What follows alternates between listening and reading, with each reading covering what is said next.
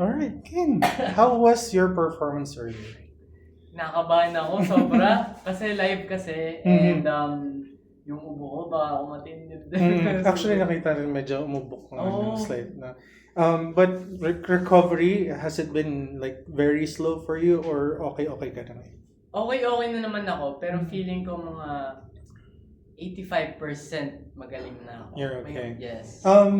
Nakita ko na medyo nagbiyahe ka these past few weeks. Is that like, was that China? Yes. That you Galing kami did? China. How was your vacation? Okay naman. And who were you with? Kasama ko yung family ko. No? Mm. Actually, first travel ko yun out of the country. Oh, that's nice. Oo. And did you enjoy China? In Nakakapagod. Pero maganda. Ang ganda talaga ng mga structures. Mhm.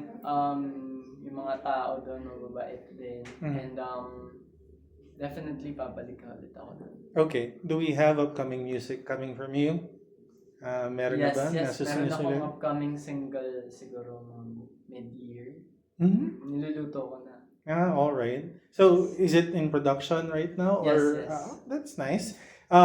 Anything in the works for your like may mga gigs ka pa na upcoming? Gigs. Mhm.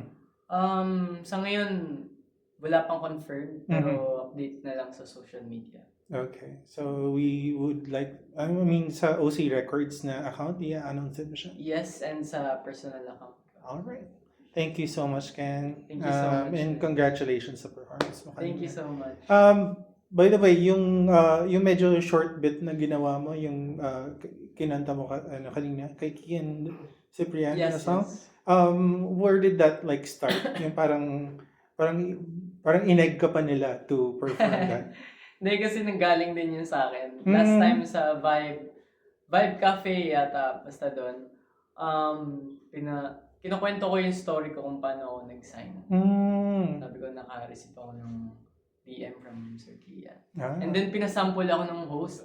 Sabi ko, next time na lang pag nasa Vibe main stage na tayo. And then nagulat ako kanina, bigla nilang ni-remind na nung September, ganito, 2022. You sinabi promised. mo. Oo.